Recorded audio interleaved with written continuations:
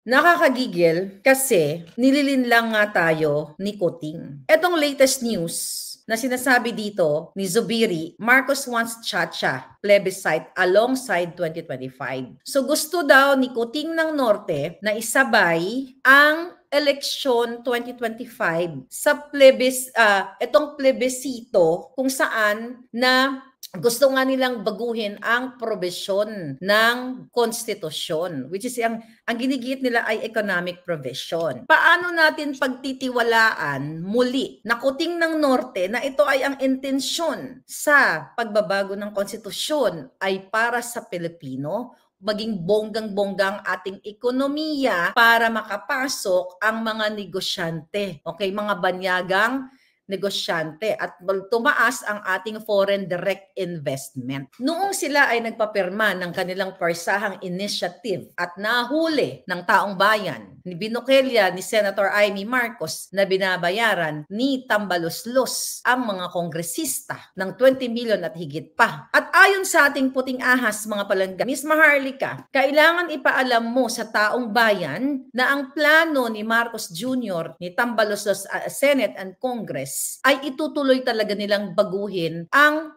provision. Not only the provision, ang konstitusyon para manatili sila sa pwesto. Lalabas daw, sabi niya, lalabas po ang referendum ng Chacha before midterm election. So ano ba yung referendum? Ayon sa definisyon ng referendum, ito ay paghihikayat sa mga botante o sa mga electorate o yung mga registered voters na bumoto para tanggapin ang isang partikular o panukala. So ito ay desisyon supposedly ng mga botante, ng registered voters para tanggapin itong isang panukala. Pwedeng ordinansa, pagbabago sa batas, o patakaran ng ating pamahalaan. But we are talking about the ating constitution. Ito ay pagdedesisyon ng electorate o ng registered voters. Maganda sana kung ang layunin nga nila ay para sa betterment of the country at ibibigay, legal naman ito kasi may batas ayon sa Republic Act number 6735, an act providing for a system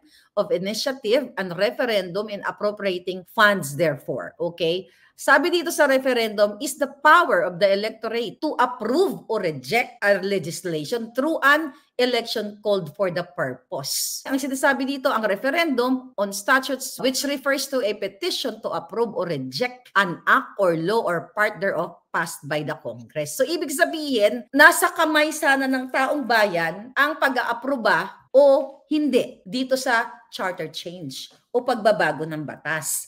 Nakita naman natin, kahit na sana ito ay initiative ng tao, it's not people's initiative, kundi persang initiative, nakita nyo na nagkaroon ng bayaran, nagkaroon ng ayuda, ginamit ang pondo ng bayan para suhulan itong mga pumirma doon sa persahang initiative. Tapos ito, bago mag-midterm election, ayon sa puting ahas, maglalabas uli sila ng referendum, ipapasa sa inyo, kayo ang magdedesisyon kung i-reject nyo ba o sasang-ayunan ninyo itong kadyotahan nilang charter change. So paano ito ay masabi natin lahat ay basura o deception, pangloloko. Si Kuting umaacting na wala siyang kinalaman. O hinahayaan ko ang Kongreso na mamuno, di ba? Yun ang sabi kay Zubiri, na sila ang mamuno dito sa charter change na ito. Para ang dating pinapaubaya niya, pero ang totoo, hindi niya ipinapaubaya. Siya ang kumukumpas. Nakita naman natin yan, di ba pinsan niya si Tambaloslos,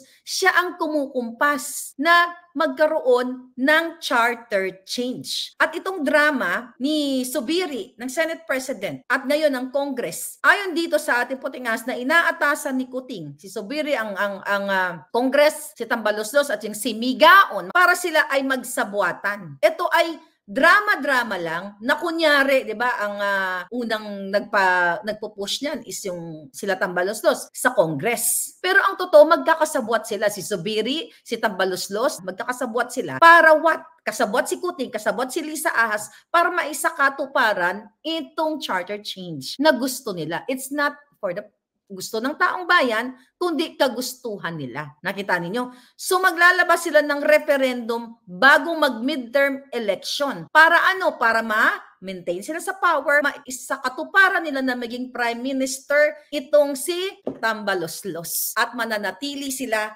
sa pwesto. Kung ang intensyon ng pulboronic na presidente ng Pilipinas ay para sa economic provision lang na sinasabi nila sa inyo, para ito sa ekonomiya ng bansa, kung para ito sa paglago ng ekonomiya natin. Kung kaya nilang bayaran ang mga kongresista ng 20 million each and so. At itong pagbibigay ng mga ayuda, kaya din nila itong distrong ka rin. Ibig sabihin, pag binasa mo o pinakinggan mo na ang taong bayan o yung electorate o yung mga registered voters ang magdedesisyon. Ang putang inang parsahang initiative. Sino ba nagdedesisyon nun? Taong bayan ba? Kaya nga tinawag nating parasahan. Kasi nilin lang nila yung taong bayan. Kung may unity team talaga para sa paglago ng Pilipinas, hindi dapat nag-aaway ang Kongreso at Senado. Hindi sana nagkakaroon ng bribe. Kasi the intention of unity team, of economic provision, o para sa paglago ng Pilipinas ay para sa tao. Itong charter change, maganda kung ang intensyon is really for the betterment of the country. Ang intensyon talaga nila to stay in power. So ginagamit nila itong kunyaring economic provision na ito, hindi para sa pagbangon ninyo, kundi para sa pagbangon nila at manatili sila sa pwesto. Gusto kong ipaalam sa inyo na itong drama na ito na isasabay ang plebisito sa 2025 election, ipinlano na nila. Paplanuhin na nila para maisakatuparan na baguhin ang ating constitution. Ulitin ko, katulad na sinabi ni Pangulong Duterte at iba pang mga nagsalita dito na sang-ayon sila dito sa pagbabago ng batas kung ito ay economic provision lang o para sa kabutihan ng bayan. Pero kung para sa pananatili ni Coting, ni Tambaloslos at hindi na sila umalis sa power, then isang malaking problema ng Pilipinas at lalo kayong malulubog. Kung nakita natin na ang mga magsasaka ngayon ay maganda ang kanyang sitwasyon, kung ang bigas ay natupad yan ng 20 pesos per kilo, kung ang ating mga airport ay hindi nagsisiksikan, kung ang mga OFW natin ay nagbalikan dahil kay Kuting, napakaganda ng kanilang layon. Kahit hanggang mamatay si Kuting sa huling hininga niya, papayag ako na siya ang mananatili sa pwesto kung maganda ang ginagawa niya. Kaso mga palangga, ang ginagawa niya ay taliwas sa ipinangako niya na pagbangon muli. Kabaliktaran lahat. So the intention here, alam niyo naman, itong charter change na ito at itong referendum and plebisito pagdating sa 2025 ay panglilin lang. Lahat ito katarantaduhan. Nakita na natin na sinabi mismo ni Amy Marcos na ang kanyang kapatid ay gustong manatili sa text messages. At ayan, nagkakalat na din yan. Okay? Anong sabi ni Amy Marcos yan? Kunyari, wala siyang alam. Siya, referring sa kapatid niya, si Marcos Jr. Yung pala, todo-todong sinusuportahan ang People's Initiative. Wala siyang pakialam sa batas. Kakahiya kung ano ang binatikos sa ama ko, mas malala pa ang gagawin niya. Traidor sa konstitusyon, traidor sa bayan, traidor sa aming pamilya. Hindi ko na siya kilala.